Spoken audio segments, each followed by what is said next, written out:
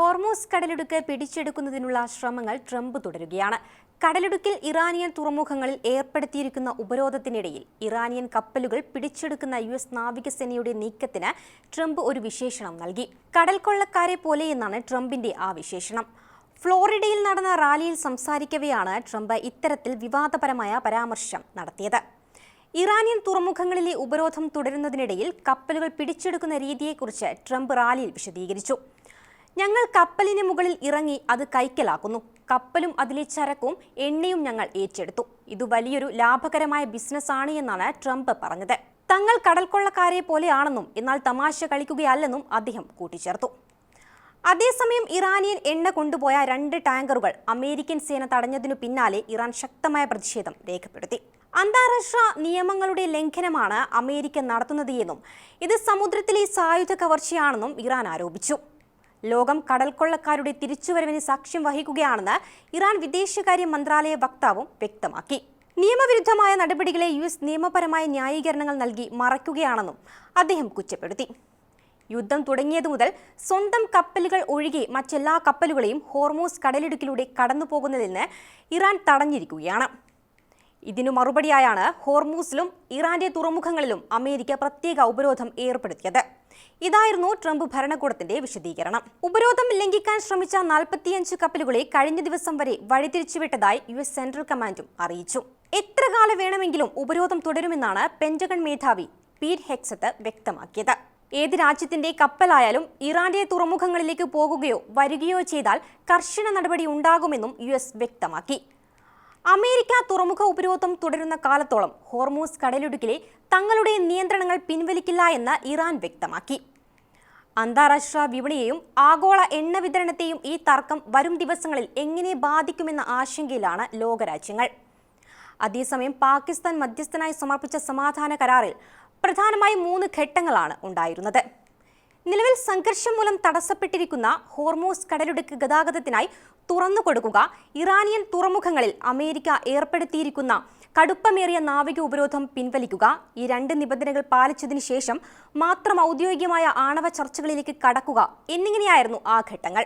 കൂടാതെ അമേരിക്കയിൽ നിന്നോ ഇസ്രായേലിൽ നിന്നോ ഭാവിയിൽ ആക്രമണങ്ങൾ ഉണ്ടാകില്ല എന്ന ഉറപ്പും സമാധാനപരമായ ആവശ്യങ്ങൾക്കായി യുറേനിയം സമ്പുഷ്ടമാക്കാനുള്ള അവകാശവും ഇറാൻ ആവശ്യപ്പെട്ടിരുന്നു. ഈ നിർദ്ദേശങ്ങൾ തനിക്ക് ഒട്ടും തൃപ്തികരമല്ലെന്നാണ് ട്രംപ് വൈറ്റ് ഹൌസിൽ വ്യക്തമാക്കിയത്. തനിക്ക് അംഗീകരിക്കാൻ കഴിയാത്ത കാര്യങ്ങളാണ് ഇറാൻ ചോദിക്കുന്നത്. ഇറാന്റെ ആണവ പദ്ധതികൾ പൂർണ്ണമായും ഉടനടി നിർത്താനാകാതെ യാതൊരു വിട്ടുവീഴ്ചയ്ക്കും തയ്യാറല്ലെന്ന കർശന നിലപാടിലാണ് വാഷിംഗ്ടൺ. ചർച്ചകൾ പരാജയപ്പെട്ടതോടെ ആഗോള വിപണിയിൽ എണ്ണവിലയും വർദ്ധിച്ചു. നിലവിൽ ക്രൂഡ് ഓയിൽ വില ബാരലിന് $111 മുകളിൽ എത്തിയിരിക്കുകയാണ്. നയതന്ത്ര ശ്രമങ്ങൾ പരാജയപ്പെട്ടാൽ സൈനിക നടപടി ഉണ്ടാകുമെന്ന് ട്രംപ് മുന്നറിയിപ്പ് നൽകി. ഇതിനു മറുപടിയായി ഇറാനും തങ്ങളുടെ സൈനികമായ കരുത്ത് വർദ്ധിപ്പിച്ചിട്ടുണ്ട്. നിലവിൽ പാകിസ്ഥാൻ മുഖേനയുള്ള ചർച്ചകൾ തുടരുന്നുണ്ട് എങ്കിലും ഇരു രാജ്യങ്ങളും തങ്ങളുടെ നിലപാടുകളിൽ ഉറച്ചു നിൽക്കുന്നത് ലോകരാഷ്ട്രങ്ങളെ ആശങ്കയിലാക്കുന്നു. ഇറാൻ യുദ്ധത്തെ ചൊല്ലി സൈനിക സഖ്യമായ നാറ്റോയിൽ ഭിന്നത രൂക്ഷമാകുകയാണ്. ജർമ്മനിയിൽ നിന്ന് അടുത്ത 1 വർഷത്തിനുള്ളിൽ 5000 അമേരിക്കൻ സൈനികരെ പിൻവലിക്കാൻ പെന്റഗൺ ഉത്തരവുമിട്ടു. ഇറാന് എതിരായ യുദ്ധത്തിൽ സഹായിക്കാത്ത നാറ്റോ അംഗരാജ്യങ്ങളോടുള്ള ട്രംപിന്റെ പ്രതികാര നടപടിയുടെ ഭാഗമാണിത്. നേരത്തെ സ്പെയിനിനെ നാറ്റോയിൽ നിന്ന് പുറത്താക്കാൻ നടപടി എടുക്കുമെന്ന് പെന്റഗൺ അവരുടെ ഉദ്യോഗസ്ഥർക്കയച്ച ഇമെയിലിൽ പറഞ്ഞിരുന്നു. ജർമ്മൻ ചാൻസലർ ഫ്രെഡറിക് മെർസുമായി നിലനിൽക്കുന്ന തർക്കങ്ങൾക്ക് ഇടയിലാണ് യുഎസ് പ്രസിഡന്റ് ഡൊണാൾഡ് ട്രംപിന്റെ ഈ നിർണായക നീക്കം.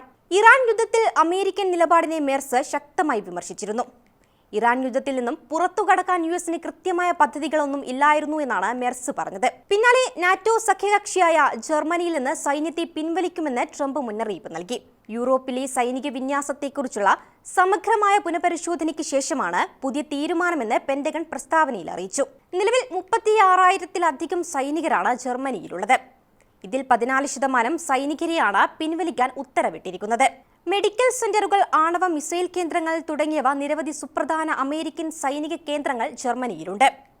അതേസമയം സൈന്യത്തെ പിൻവലിക്കാനുള്ള തീരുമാനത്തിന് എതിരെ അമേരിക്കൻ കോൺഗ്രസിലെ ഡെമോക്രാറ്റിക് പ്രതിനിധികൾ രംഗത്തെത്തി. ഈ നീക്കം റഷ്യൻ പ്രസിഡന്റ് വ്ളാഡിമിർ പുടിന് ഗുണകരമാകുമെന്നും അമേരിക്കയുടെ സുരക്ഷാ താൽപര്യങ്ങളെ ദുർബലപ്പെടുത്തുമെന്നും അവർ ആരോപിച്ചു. ഇറാനെ ആക്രമിക്കുന്നതിന് സ്പെയിനിലെ വ്യോമനാവിക താവളങ്ങൾ ഉപയോഗിക്കാൻ അനുവദിക്കില്ല എന്ന് സ്പാനിഷ് പ്രധാനമന്ത്രിയും വ്യക്തമാക്കി. പിന്നാലെയാണ് സ്പെയിനിനെ നാറ്റോയിൽ നിന്ന് പുറത്താക്കണമെന്നാവശ്യപ്പെട്ട് ട്രംപ് മുന്നോട്ട് വന്നത്.